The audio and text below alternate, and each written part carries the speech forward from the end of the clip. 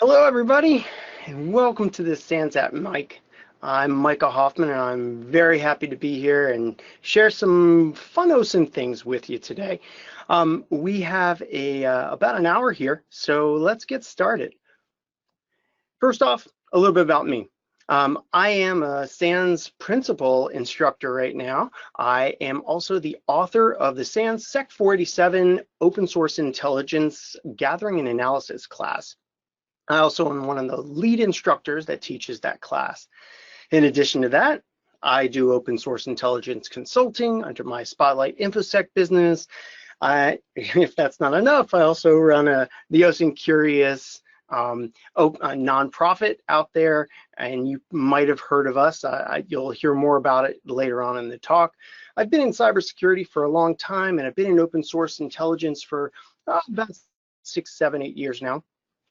I have a psychology degree, which is kind of an interesting thing because my background doesn't necessarily come from the classic either Intel approach to getting into open source intelligence or the typical cybersecurity route of possibly getting a computer science degree or majoring in network security or, well, just, hacking all the things.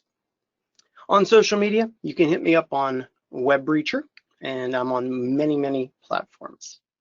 So let's take a look at GitHub, because that's really what the talk is about today. It's about what can we do with GitHub and what did I do with GitHub.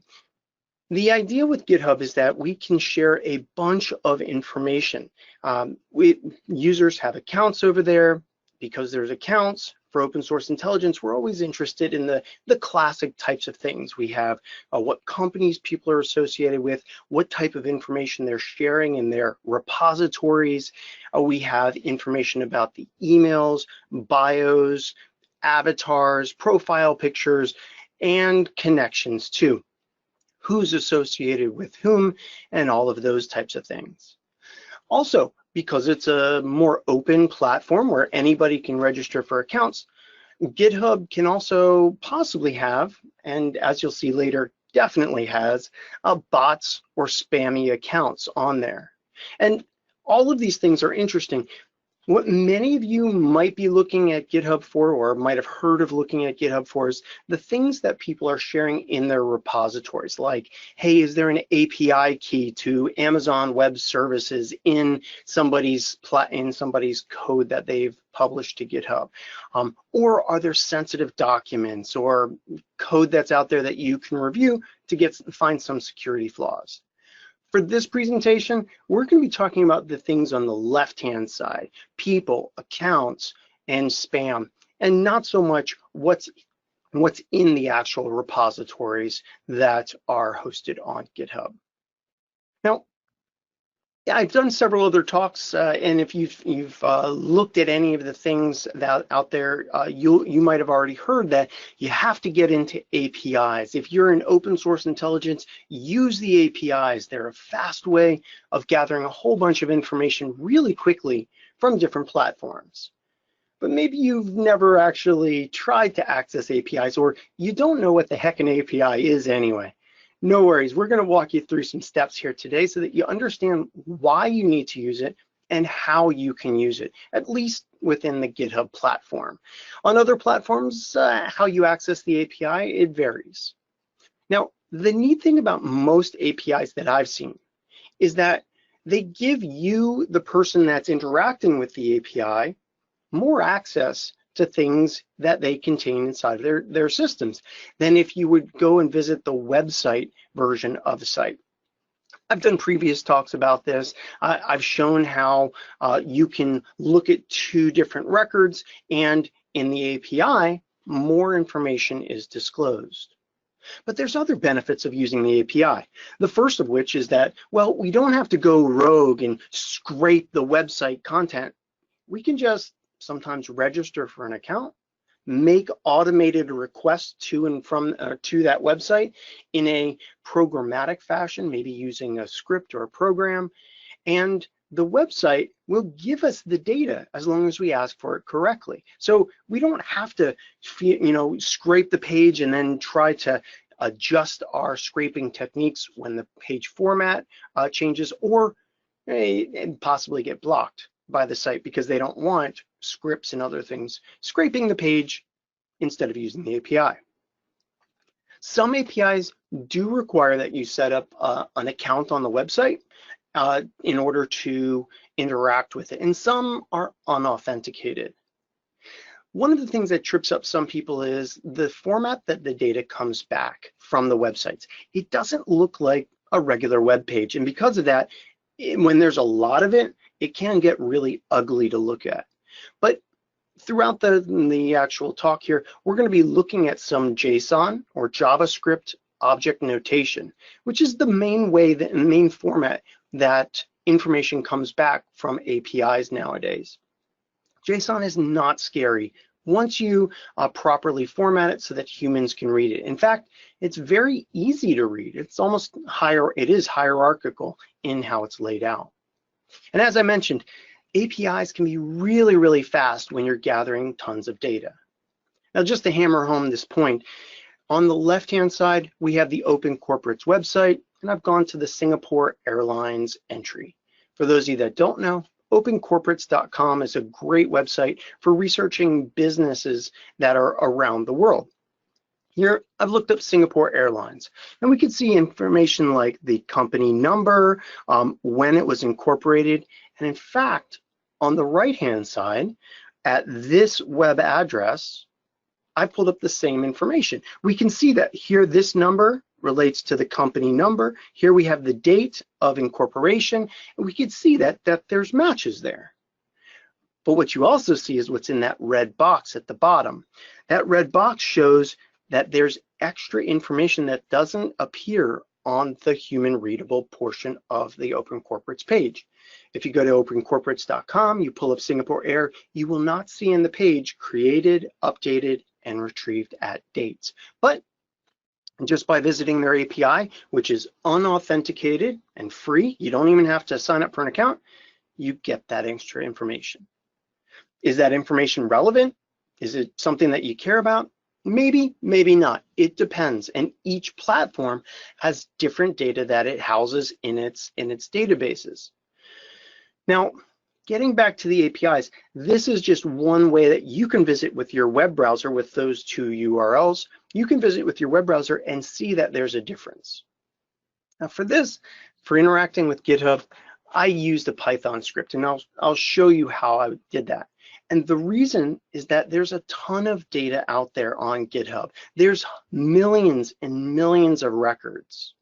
And when you make the right API calls, collect the data, and then put them into a visualization tool, you can find some really neat patterns in the data. For instance, we talked a little bit earlier about bots or spammy accounts, and we'll come back to them a little bit later too. Here's an example of usernames on GitHub that were registered, that were created on a certain date. So for instance, we have this account and this account and this account. All of these accounts were created on February 27th, 2016. Kind of interesting, right? And we can see that there's a huge number of accounts that were actually created on the same date. Does it matter? You'll see later on that it does. Or what if we wanted to pull back information about users? The users on GitHub that maybe have self-identified themselves as working for a certain company, and then we can organize it based upon the location that they've specified in their profiles. And what we have here is really nice groupings of user accounts on GitHub that have specified they work for Microsoft, and they're grouped by locations. So here's seven users that said that they work for Microsoft and are in the Netherlands. There's a whole bunch on the left-hand side that work in other places. Using the API, gathering the data gives us a lot of access to this kind of content. So let me tell you a little bit about what I did, then we'll get into the outcomes, the kind of interesting analysis. I'm a very OSINT curious guy. I love to go ahead and just explore things. And sometimes when I'm browsing a website or looking at a site, I will get these kind of questions in my head. And one day I was looking at GitHub and I noticed there's an API, much like what we saw a couple of slides ago. And I looked at the data in there and I was like, hey, this is going to be interesting. So I wanted to see what kinds of things I could do in the GitHub API. Now, the GitHub API is easily accessible, some parts of it without authentication, and some parts you have to be authenticated for. And any user account can create API keys and then go ahead and access the system through the API. Here I have at the bottom of the page the directions or the website that you can go to learn how to use the API. But you don't have to, because I'm going to show you. So let's go ahead and start with that URL that I showed you a couple of slides ago, where I showed you in GitHub data. Here we have simple request to GitHub. And this is pulling up the user profile for Mojambo, who is user ID number 1 on GitHub. That's right, the first user. Now, when you pull up the information about this user, you can see the data in this format. This is JSON format. Not hard to understand. We have parameters and values. And sometimes those values are integers, sometimes they're strings and quotes. You could see it's very well formatted here. Now, this data here is interesting to me because there's an ID. That ID 1 is the unique identifier for that user account Mojambo on GitHub. Guess what? There's an ID number 2. There's an ID number 3. And I thought, wow, this is really cool. Is there a way to request all of the users? Just keep incrementing that number until we get to the end, until we get an error. And the answer is yes. Yes, there is. So what I started doing is looking in that GitHub API, the directory that has the documentation, and I found a couple of really neat API requests. And so in 2019, across 3 months, running scripts 24/7, all day, all night, I pulled chunks of 5,000 user accounts from GitHub and stored them in 1 million record CSVs. Then at the end of that 3 months, I took all those, put them together, and that's what this talk is about. So what I have is I have 39 million records from GitHub, and these are user accounts. Let me show you how I did it. Now again, this stuff is things that you could just put in your browser right now. If you don't believe me, give it a try. Here we have a URL to GitHub's API. You do not have to authenticate, and what you can do is you can specify starting at user ID number 0, give me 10 users per page and give me their information. And what will happen is you'll get a response in JSON. And for those of you that don't know, JSON looks better in Firefox than it does in Google Chrome. Google Chrome doesn't parse it for humans to read. So if you are doing this at home, try it in the Firefox browser. Google Chrome does have several extensions like JSON Viewer that does format the data for you, but Firefox by default, it'll show it to you much like what we have here. So entering this enter in this URL, and you can start at 1 point and then request 10, and then once you have those, you can say start at record number 11 and give me another 10, or you can change the number of records that are returned per page to 1,000 accounts. So now you have one page going from 0 to 9999, and you can store that and parse that. And you can do this successfully over time. Again, unauthenticated. The data that came back here was most interesting to me because I could then do a mapping of user ID and login. Like what we see here, we have ID number 1 and Mojambo. ID number, what is that? 20 million and 1? Yeah, 20 million and 1. That username is nsuite29. I could create this, a simple ID and login. and I saved that to a file as a CSV. The reason is that I knew that there were other things that I could pull back. But in order to do that, I had to have that login name. I couldn't just use the ID. So there's some GitHub API requests that, again, unauthenticated, you can make the requests like this one for PJ Hyatt's record. You can't do it for ID number 3, ID number 4. You have to have that login name. So I made a first pass of all 39 million records, gathering that ID and the login name. Then I made another pass through, pulling specific records for the user. And this was kind of the interesting part, because look at the information that's coming back. We have the name of the user. This is all user supplied information, right? So this is what PJ Hyatt put into his GitHub record, when his or her GitHub record back when they set it up. The company that they say that they work for or that they're associated with, a blog, location. Ooh, there's an email there, but it's null. Hold on to that thought. We have other information, including when they created and updated their account. And if I wanted to at this point, I could just make successive requests over and over and over again for all of these usernames. But there's a catch. See, because I did find in the GitHub API documentation that if you make the request as an authenticated user, the email comes through. You can retrieve email addresses, but you have to be authenticated. There's benefits to following the rules of the platform that you're accessing. And this was one very, very big one for me. So what I did was, instead of making those unauthenticated requests, started making authenticated requests with valid API keys. So do that across 3 months.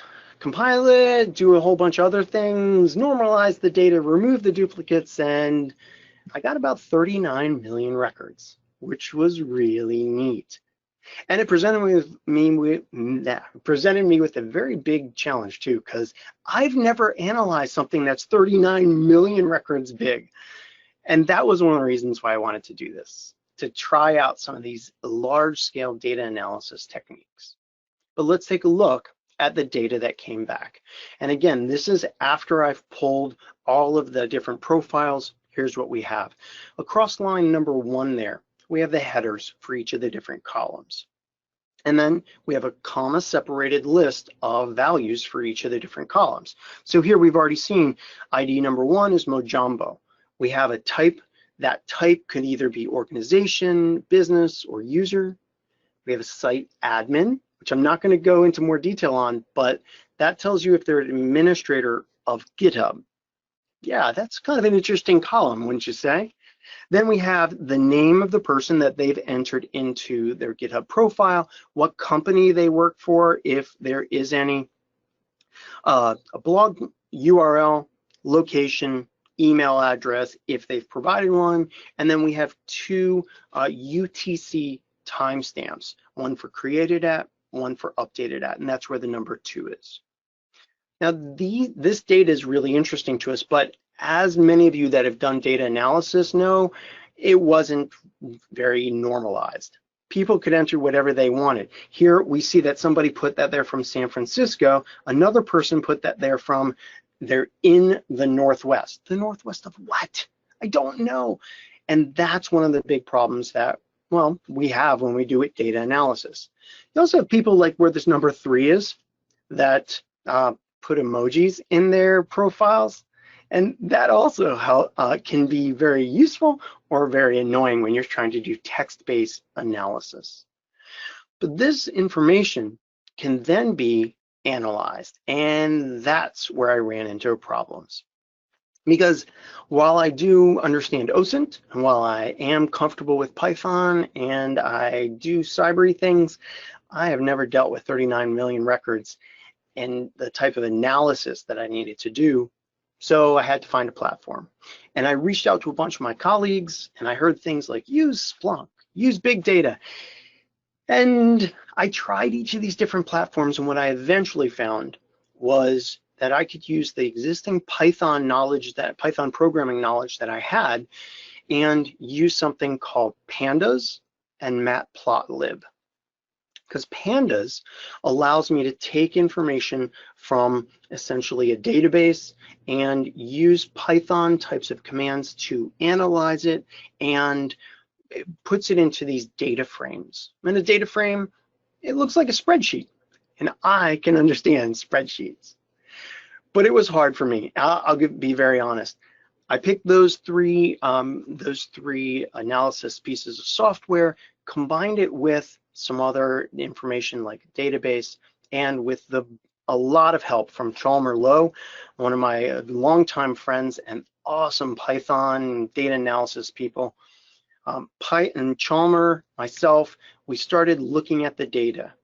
Now, I had it in a local database. I put it in a MySQL database. We could have put it in the cloud somewhere and used an AWS thing. I wanted to keep it simple. We also used Jupyter notebooks to analyze the data, and it was really, really fun once I got into how to do these queries. And here's just a brief little bit, a snippet of one of the Jupyter notebooks that I have, where I'm analyzing the data frame with the created at, getting value counts and taking the top 10 of them. This gets more and more complicated as you go down, and what it allowed me to do was find information, look at the email address field, look at other fields, and pull out interesting types of things, which we're going to go into right now. So once we get these data frames set up in pandas, what we get is something that looks like this, and you can see it kind of does look like an Excel spreadsheet or a spreadsheet of another piece of software.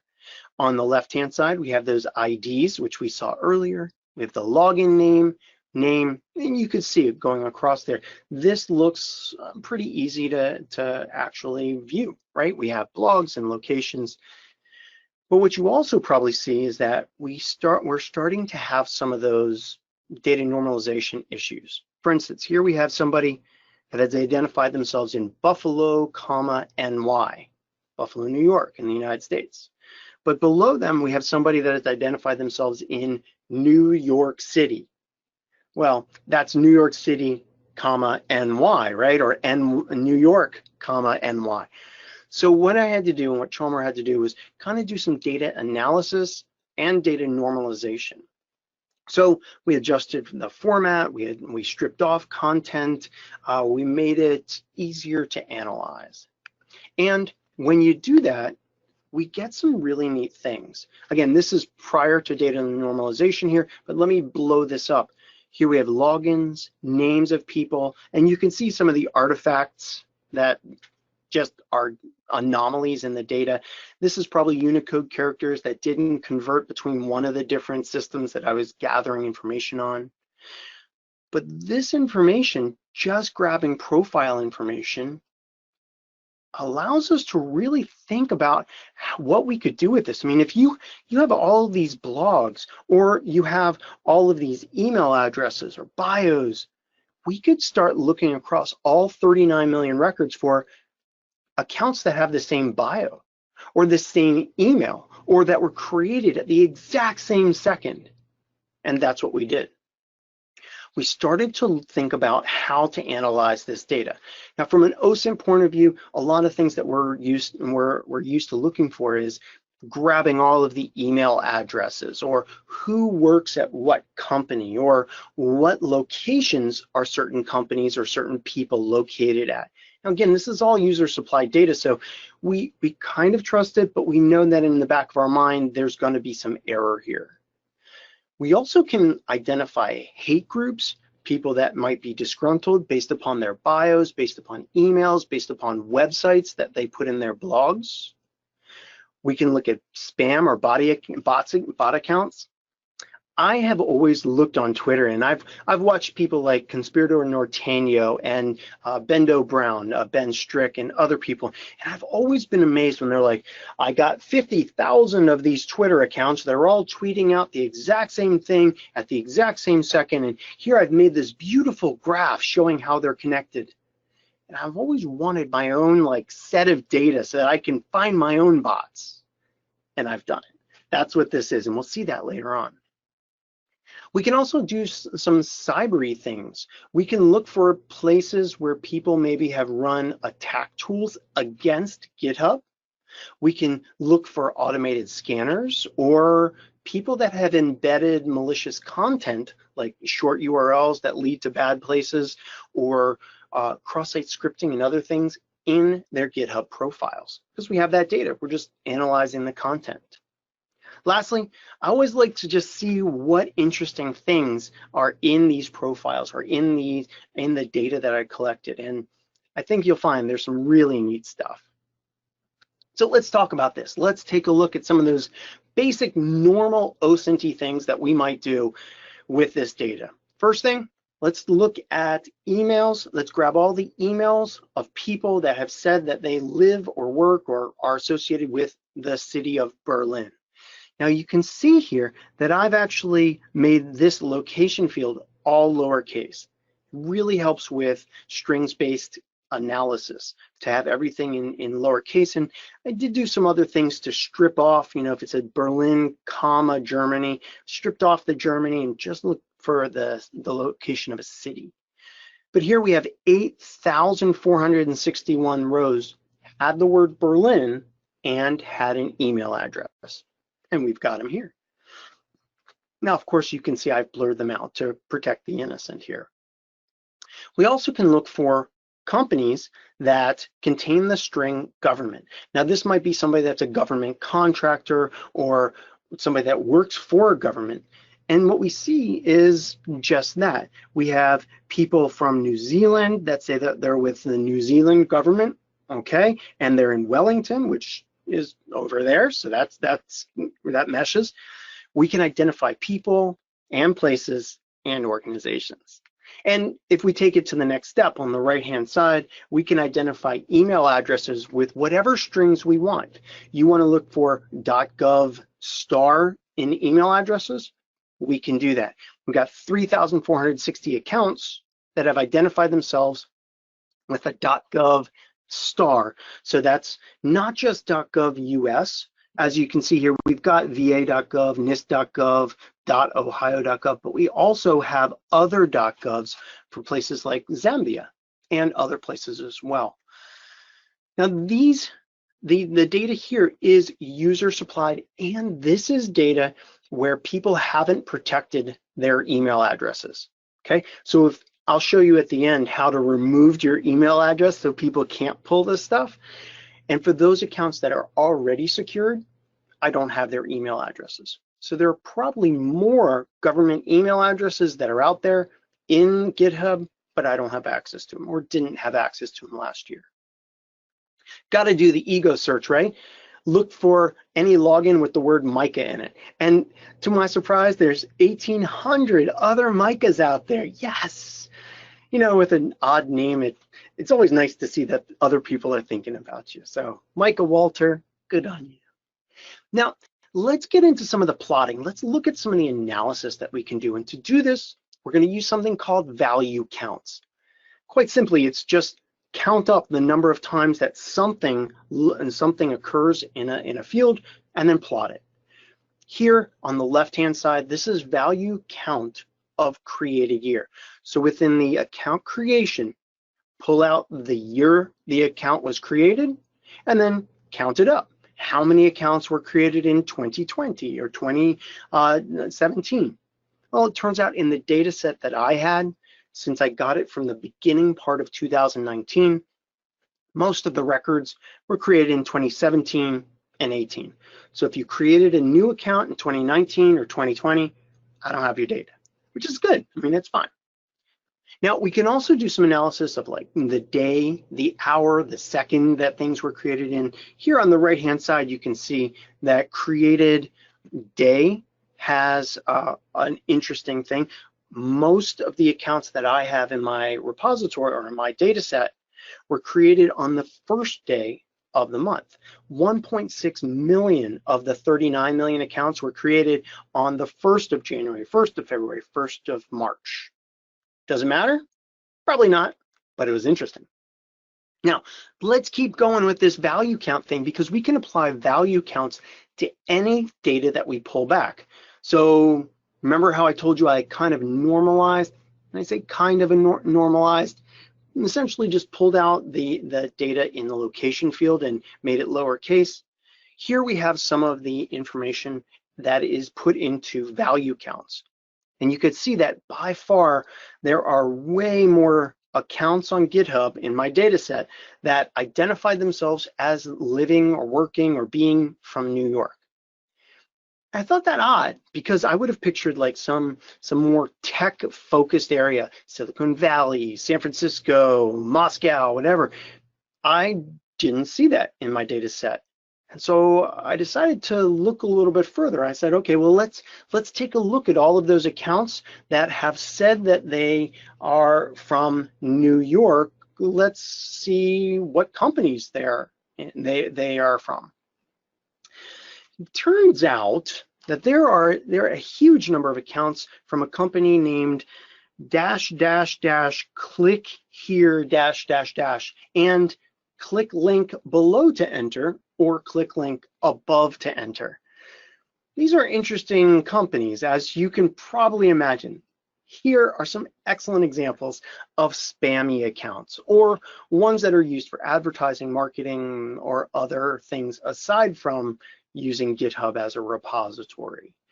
And these types of accounts, we can dig further. Like we can do a poll and say, show me all of the accounts that have the --, click here as a company. So we went and we found all the New Yorks, and then from New Yorks we found that odd --, click here. Then we looked at all of those. Now what we're doing is pulling down all of the accounts associated with click here.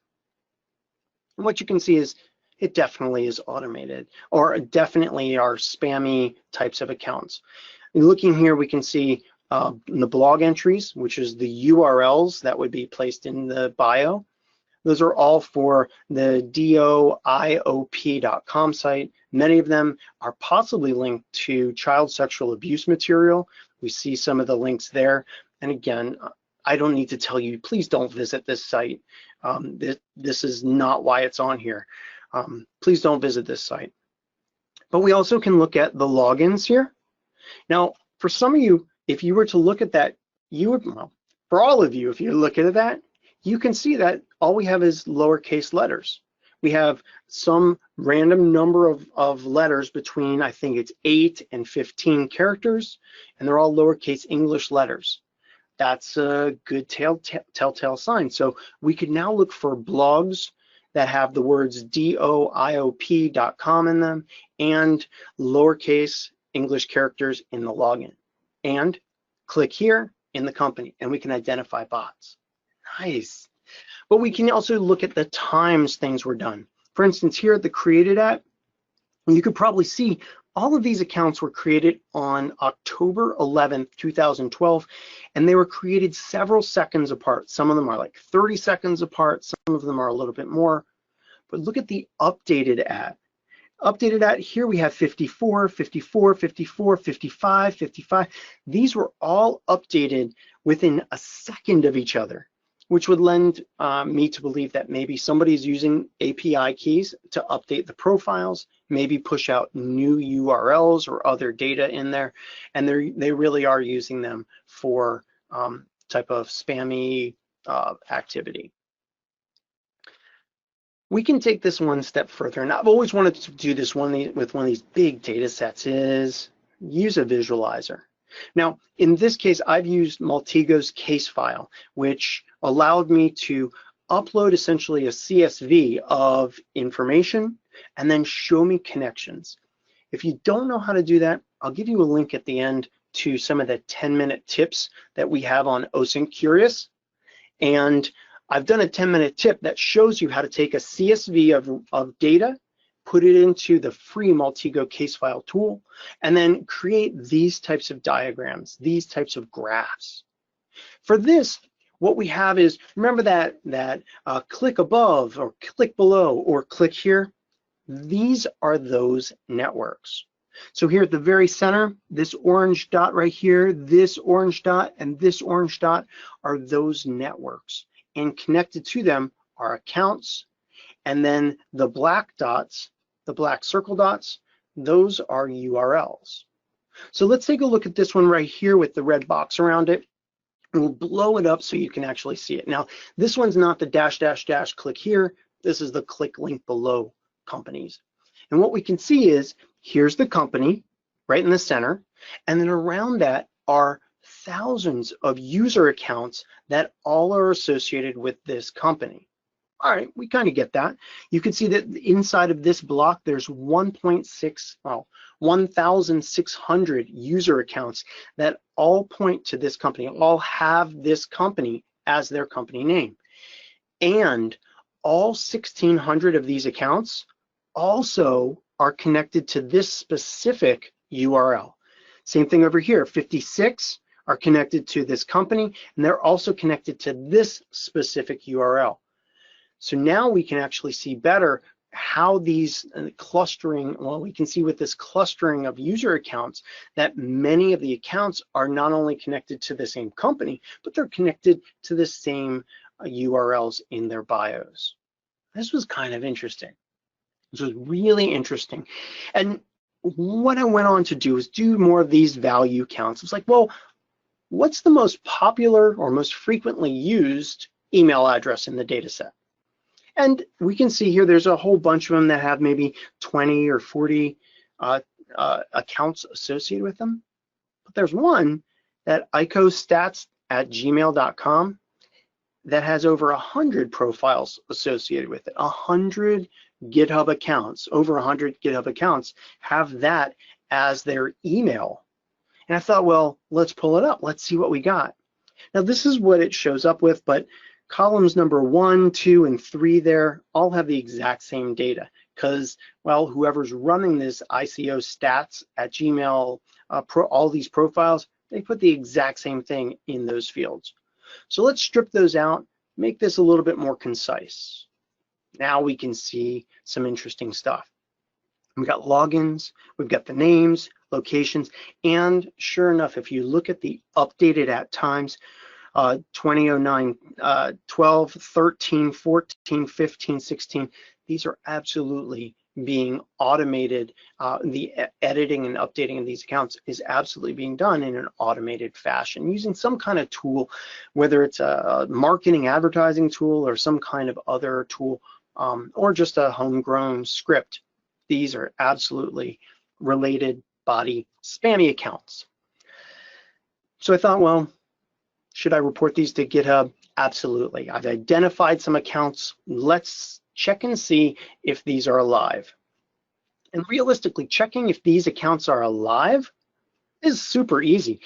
Remember, Python and Pandas and Matplotlib all play together. So in the analysis, I can say for each one of the accounts that has icostats@gmail.com, I want you to go ahead and take the login and make a request to GitHub. If it comes back with a positive result, yes, that account's there, then go ahead and put a true in the alive column. Otherwise, put a false. And overwhelmingly, for every single bot account that I researched, GitHub had already deactivated those accounts. You can see this whole column, as well as all the click me's and other things, those were all expired well before I did this talk. So I just wanted to give a big shout out. If you know somebody that works at GitHub, knows some Microsoft employee that's been working on the platform and their security team, nice job, well done. Because I thought, wow, I've got thousands of accounts I'm gonna have to send over to them. No, I really don't, because they already know about it. But that brings up an interesting point, because it's great that they've already deactivated the accounts, but the data still is in their database, right? GitHub still allowed me to pull back the information from accounts that were deactivated. If you went to any of these accounts, let me go back a slide. If you went to any of these accounts like ICO Review, Ripple ICO, and you went to github.com/ Ripple ICO, it's going to say it's not found. But with an API call, I still have access, and you still have access to the data that GitHub has. That's a really, really, really important thing to think about, is that the data that we pull with APIs can sometimes not even be accessible to us via human interfaces. It's almost like a secret cache. Now, does it matter that these are deactivated? Maybe not, but there's a lot of other accounts here that are deactivated that we still have access to, that you can't gain access to via the human interface. Some of you are probably penetration testers or vulnerability assessment people. I'll bet you've used Burp Suite or Burp Suite Pro in your scanning of web applications. For those of you that don't, for those of you that have never done it, when you run an automated web testing tool like Burp Suite Pro, it will scan a website that you have access to, that you're authorized to scan.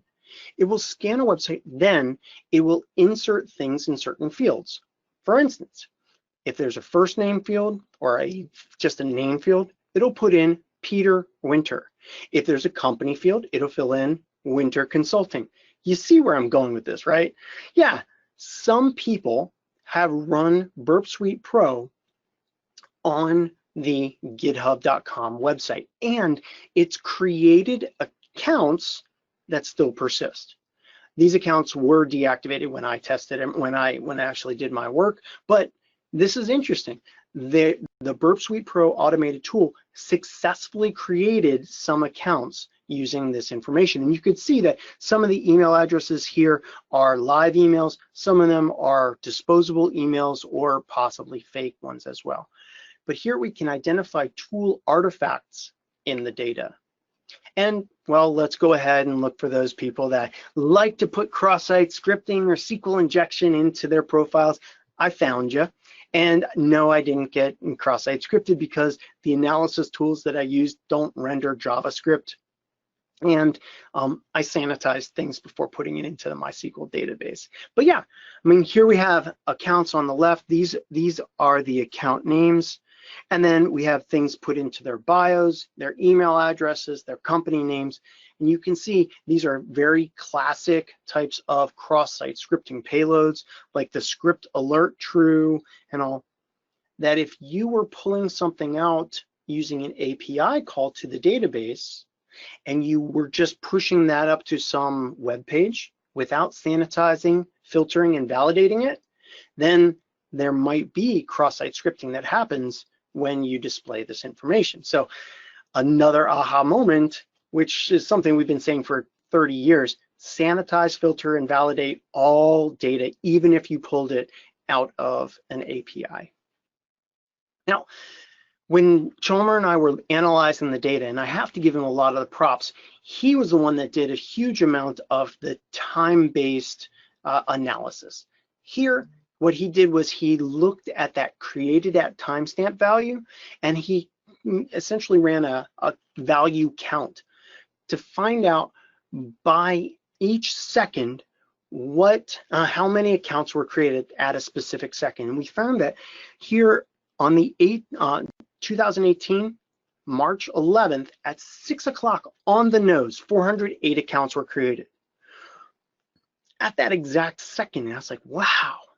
Okay, well, with 39 million records all around the world, that I could see that. But then, did you look at the other ones here? Like the number 2 value, the number 3 value. Look at this. This is going back every year on that week of March 11th, 12th, 13th, 8th, 9th, 10th, 11th. You see this? Each year at 6 o'clock in the morning, hundreds of accounts are created. I want to know why. Now, I didn't have time to go ahead and do that analysis of finding the correlation of what's going on and where these sites are being created from and what tools or anything. I thought, wow, that's neat. And that's at the exact second these accounts are being created. You might also have noticed the 1126 is here. We have a whole bunch here at 1126, but they're not at the exact same second.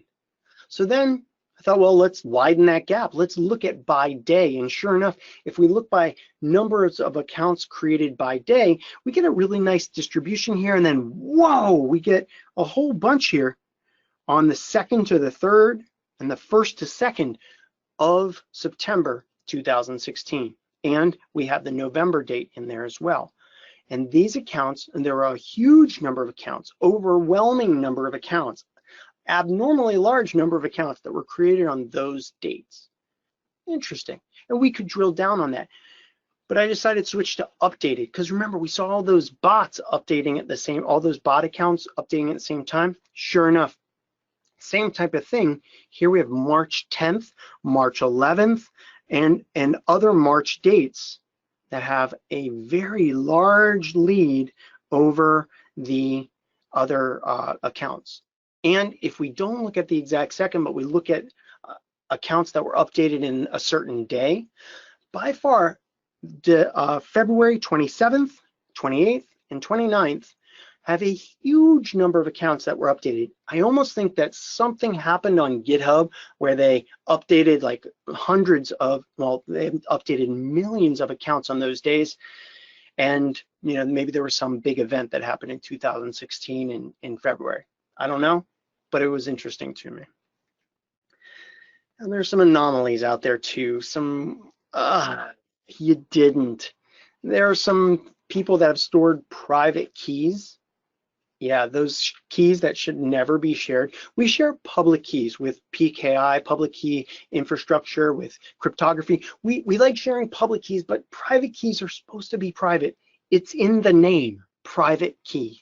Yeah, some people have posted their private keys to their accounts and they're retrievable.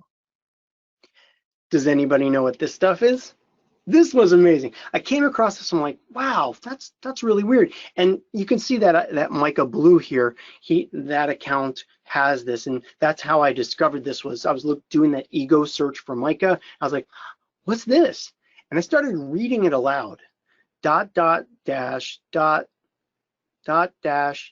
Hey, that sounds like Morse code, right?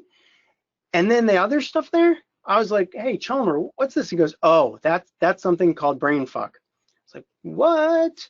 And sure enough, there's a type of encoding where it will encode characters and things into this type of output so that it bypasses evasion, or it's just more interesting to read, or it boils it down to only certain types of characters.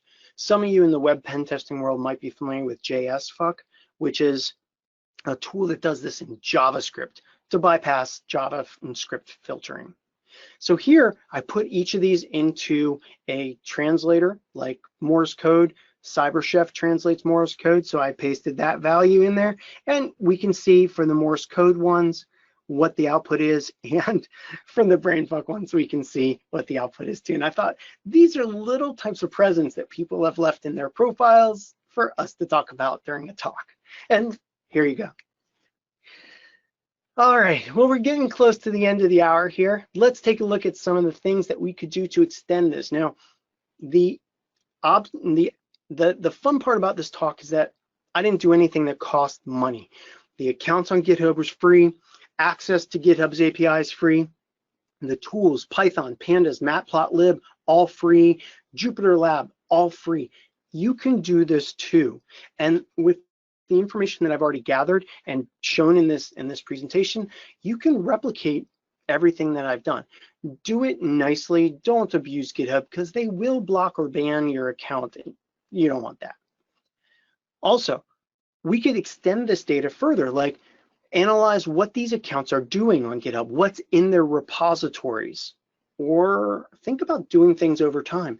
I grabbed all of this data on dates in 2019. What if I re-grabbed the data in 2020, in 2021, and then looked at what does this user now report their URL to be, now report their company name to be? Could we watch as people change their bios, change their companies? Now think about the things that people put in their bios. I'm a proud father, I love to hack, I love to do this, I have this new website. We can watch Sometimes life changes. Hey, had my second child, or proud papa of 2 now. We can see these life changes sometimes by tracking things over time. Sourcers and recruiters, yeah, they could use this too. Now, granted, this is pretty complicated technical things, but you could, if you wanted to watch certain accounts with certain information in their bios, like programming a certain skill or certain cybersecurity things, you could go ahead and mine this data. And if the user has not protected their email address, as I'll show you on the next slide how to do, then they get the email address and you get an email. Hi, just wanted to see if you can source and can work on this contract. Of course, if you are doing other cyber things like penetration testing, social engineering, or you happen to be a bad guy, there's obvious implications for this data, that ways that it can be abused and misused. This URL here is one that I'd really like you to write down, take a picture of, whatever you want, screenshot it, github.com/settings/emails. If you are logged into GitHub, you go here, whole bunch of settings on this page. Make sure you click these 2 boxes. If you do, then that makes it so that people like me that are doing massive data scraping on or data API calls on GitHub don't get your email address. Do we still get your login name, your company, and all that? Absolutely. But you know what? Just visiting your github.com/fuzzybunny123 name on GitHub will give me that stuff too. So just clicking on these will be very, very good for you. Now, I just want to circle back to a couple of thoughts before we go. One, I've not only showed you that you get more data, but you get sometimes old, outdated data that you can't access via the human interface through the API. Some APIs you can access just by using your web browser, and some you do need to use some Python or some other tool. And at the bottom of the page there is an OSINT-curio.us link. These are our 10-minute tips. If you don't know what JSON is, if you don't know what APIs are and things like that, we have short 10-minute videos, a ton of free ones that are on our YouTube channels that you can access for free and learn some skills. 10 minutes long, super easy. And they're free. Did I tell you they're free? I think I told you they're free. Here's some ways to contact me. I love OSINT Curious. That is my passion, running that nonprofit. I love it. I also teach the SANS Sec 487 class, as you can see there. There's a link to my email address and my website. And as MT, man in the middle or machine in the middle, Kovic says, hack the planet, everybody. Thank you very much. And that's the end of my talk.